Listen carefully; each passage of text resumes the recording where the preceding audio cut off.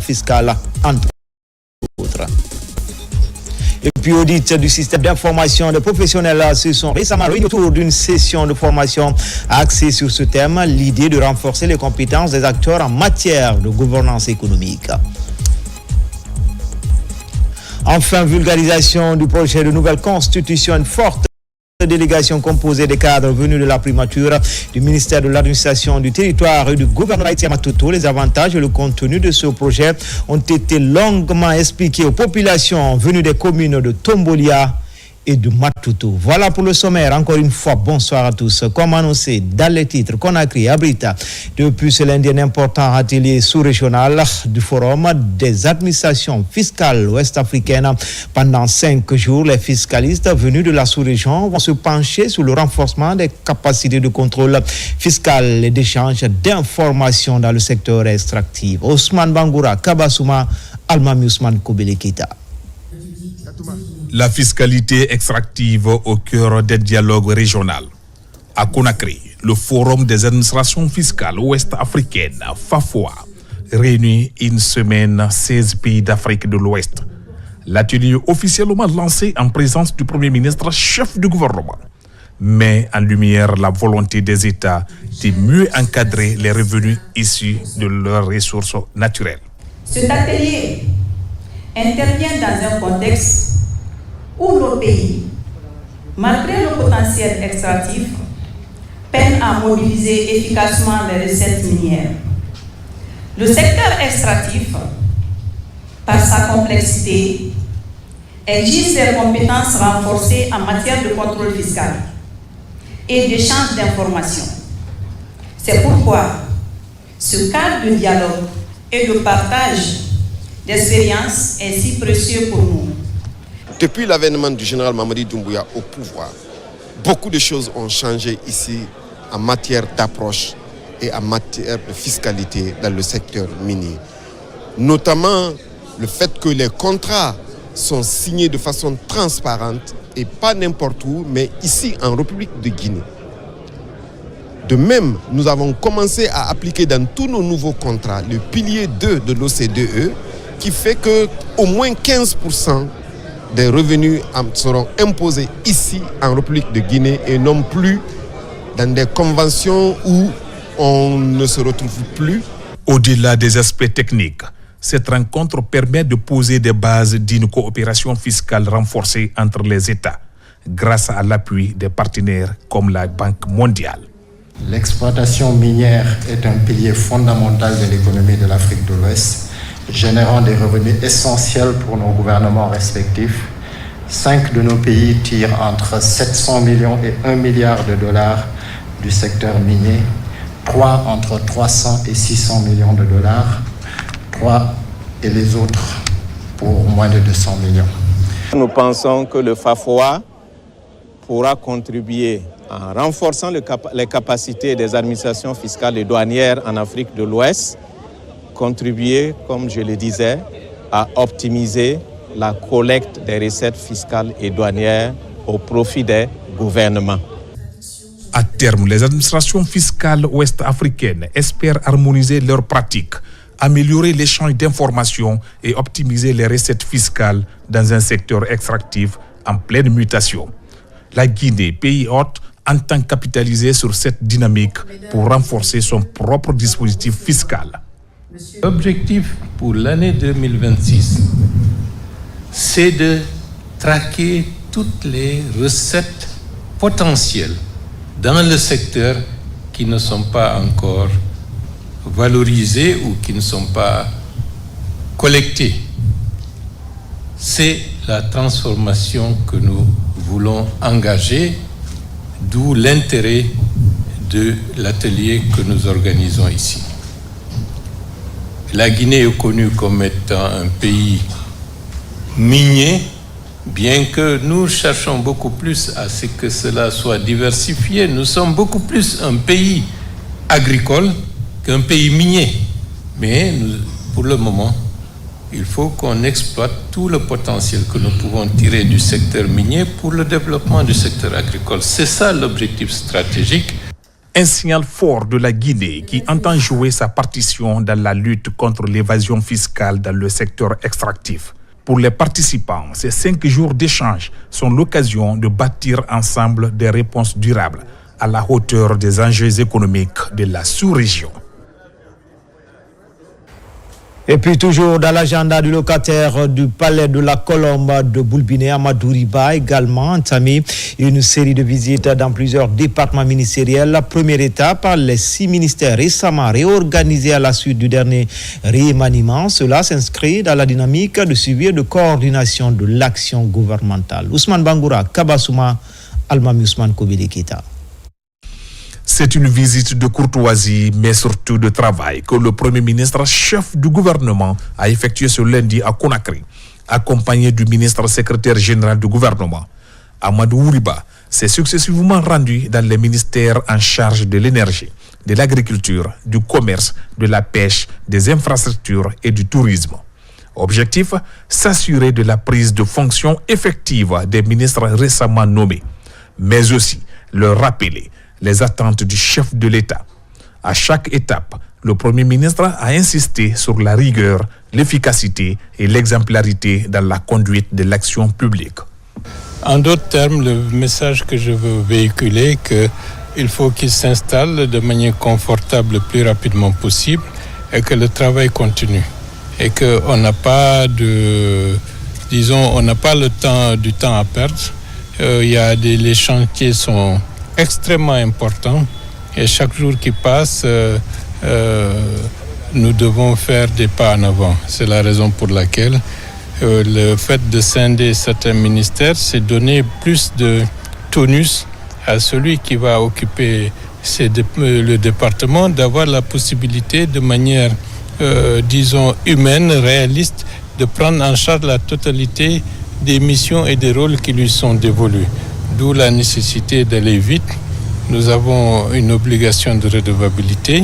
Nous nous engageons dans des chantiers pour le processus de retour à l'ordre constitutionnel qui est très important. Mais d'ores et déjà, il faut se préparer pour le cap de l'année 2026 où nous sommes attendus par des exigences, par des besoins exprimés par les populations et par la nécessité de manière absolue d'accélérer la transformation économique et d'asseoir les institutions de la République. Cette tournée du Premier ministre marque un nouveau départ dans la mise en œuvre des priorités présidentielles, dans un contexte de refondation de l'État où chaque membre du gouvernement est désormais comptable de ses résultats. Dans l'actualité aussi, audit et système d'information des professionnels se sont récemment réunis autour d'une session de formation axée sur ce thème. La rencontre est pilotée par le cabinet Events Audit. L'idée est de renforcer les compétences des acteurs en matière de gouvernance économique. Plus de détails avec Diarra Diallo. À l'ère du numérique, la maîtrise des systèmes d'information et la sécurisation des données s'imposent comme des priorités. À Conakry, une vingtaine de cadres issus des départements d'audit interne, de contrôle de gestion et d'informatique ont pris part à un atelier de renforcement de capacités. L'initiative, portée par le cabinet Event Audit, ambitionne d'outiller ces acteurs pour détecter les failles, anticiper les risques et améliorer les mécanismes de contrôle dans leurs structures respectives. L'objectif de cette formation, c'était de sensibiliser, de briefer les cadres guinéens sur l'importance du contrôle et de l'audit du système d'information dans le contexte actuel, marqué par la digitalisation, avec des risques informatiques, des risques de cyberattaque. C'est une formation aussi qui va permettre de faire monter en compétence ces professionnels. Vous remarquerez que nos participants sont venus de diverses couches professionnelles. Pendant 3 jours, les participants ont échangé autour du thème audit et système d'information. Au menu, bonnes pratiques en cybersécurité, maîtrise des technologies émergentes et optimisation des outils de gestion. La formation nous a beaucoup outillés par rapport au contrôle futur que nous devons mener pour participer à l'évaluation de l'efficacité ou à la robustesse au fait de ces dispositifs internes. Je suis aujourd'hui apte à pouvoir identifier les différents risques liés à tout ce qui est domaine du IT, du traitement des données, tout ce qui est aujourd'hui ces habilitations traitement, exploitation qui concerne les domaines de l'informatique au sein de mon entité, aujourd'hui je suis suffisamment bien préparé à pouvoir constituer une équipe pour la défense de mon entité dans ce sens-là. Une première pour Even Audit qui entend capitaliser sur cette expérience pour accompagner durablement les professionnels de l'audit et du contrôle en Guinée. Et pendant ce temps, des actions de développement pour les districts de Bofa sont enclenchées. Il s'agit des zones impactées par l'exploitation minière de la société SD Mining. Au total, 37 forages, des pistes rurales et une assistance alimentaire. Les bénéficiaires expriment leur reconnaissance à la société qui améliore le niveau de vie des ménages précaires dans cette localité. Abakar Junior Camara, de retour de Bofa. Dans sa responsabilité sociétale, la société minière SD Mining renforce ses relations avec les communautés impactées par son exploitation minière. Des actions de développement sont entreprises comme la réalisation des forages, des routes communautaires, mais aussi la distribution des vivres aux communautés en cette période de vaches maigres. Avant cette société, on n'avait pas d'eau, on n'avait pas de route. Mais aujourd'hui, on a tout ça grâce à cette société. SD Mining, on les remercie beaucoup.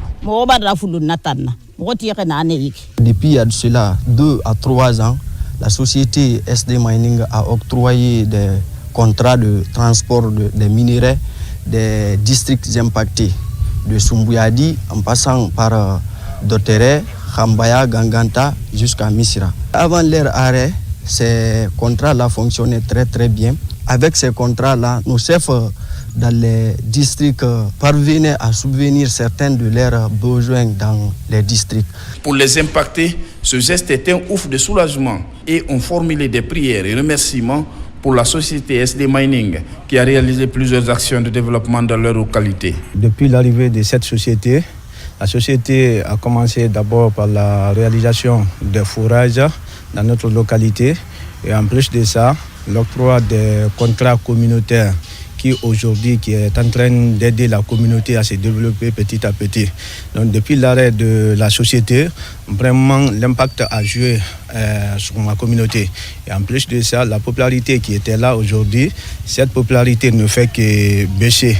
Plus de 37 forages et 50 km de pistes rurales sont réalisés pour désenclaver les zones de production agricole dans la localité de Araponka. Dans le reste de l'actualité, vulgarisation du projet de nouvelle constitution, la campagne se poursuit dans le Grand Conakry.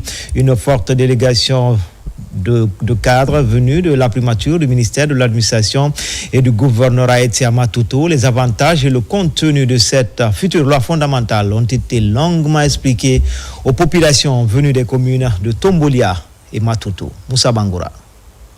La mission de la primature de l'administration du territoire et du gouvernorat de Conakry continue ses prises de contact pour vulgariser auprès des citoyens à la base le contenu du projet de nouvelle constitution.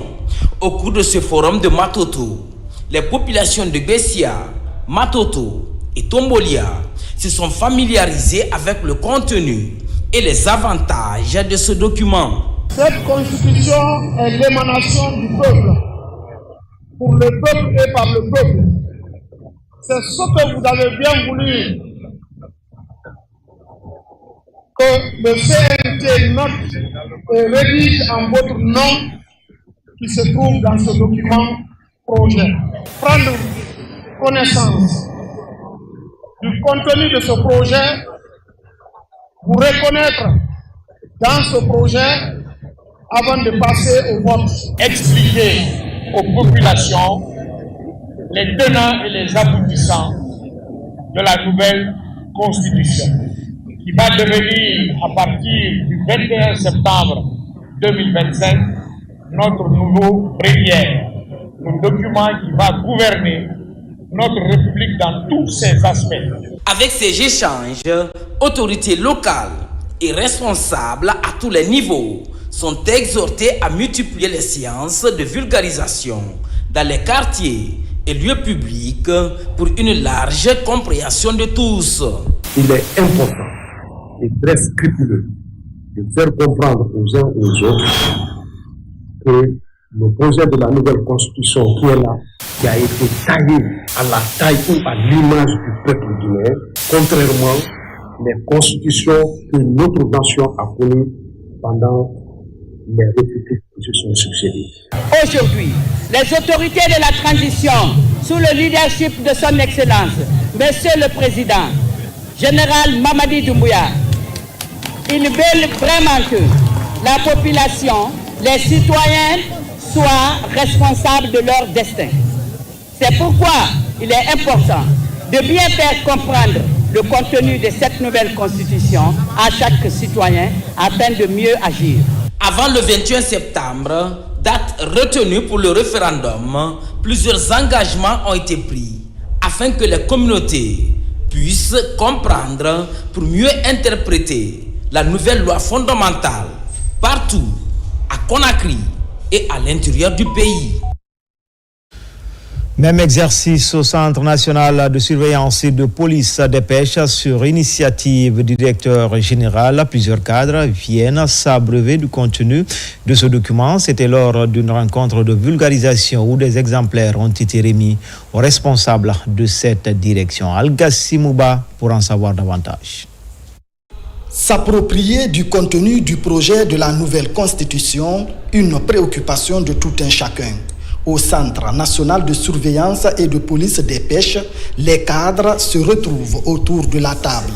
L'enjeu de la rencontre, échanger sur le contenu du projet de la nouvelle loi fondamentale. Ce, pour une meilleure compréhension des textes qui régissent ce projet de nouvelle constitution du pays. Cette constitution n'est pas taillée sur mesure. Cette constitution, elle est impersonnelle. C'est une constitution qui nous ressemble et qui nous rassemble.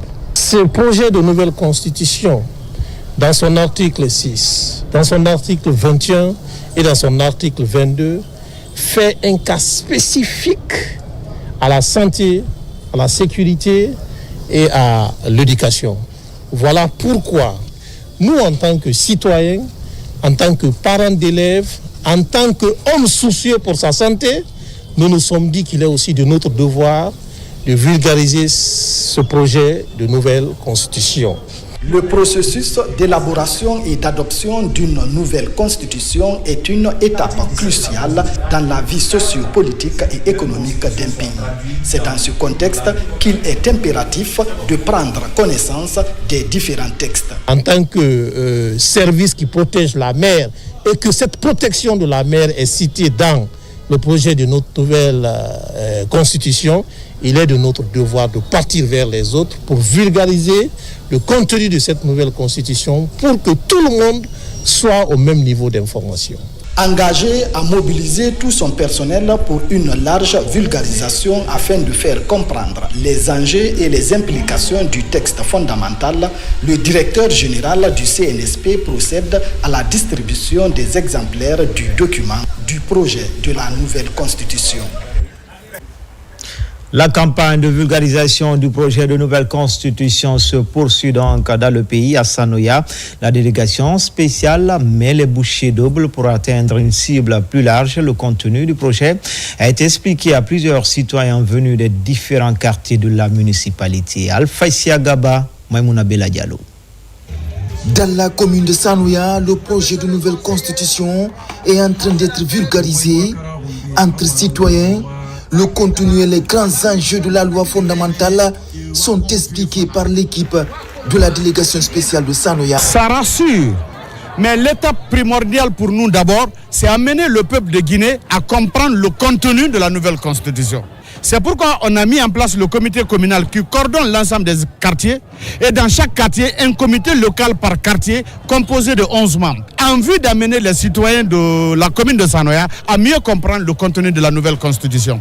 Pas seulement, des copies du projet de nouvelle constitution ont été remises aux populations des différents quartiers de Sanoya. Le contenu du projet est bien accueilli par les citoyens de Sanoya. La nouvelle construction, elle est instructive, elle est faite pour les Guinéens et il y a beaucoup de choses là-dedans qui nous concernent, qui concernent la jeunesse, les femmes, les enfants, ça concerne tout le monde. C'est le même cas qu'on est en train de suivre pour faire comprendre tout le monde, pour expliquer bout en bout les grandes lignes, les innovations de la nouvelle constitution pour que nos populations puissent comprendre réellement qu'est-ce qu'une nouvelle constitution. Tous les quartiers de la commune de Sanoya sont concernés par cette campagne de vulgarisation du projet de nouvelle constitution. En province également, vulgarisation du projet de nouvelle constitution à Djoumawanya, préfecture de Koundiana-Koro, préfecture de Mandiana. La jeunesse de cette localité sur le terrain pour sensibiliser la population à se mobiliser le 21 septembre prochain. FTG Kankan et l'Alfoudi Bangali Fofana. Cette forte mobilisation, c'est pour accueillir la délégation de la jeunesse consciente de Djoumawanya sous la conduite du préfet de Mandiana. C'est dans cet esprit que la jeunesse consciente de Djoumawanya, en venant ici, s'engage dans le processus de sensibilisation de la population locale sur l'impact du projet Simandou 2040 et la vulgarisation du projet de la nouvelle constitution du pays.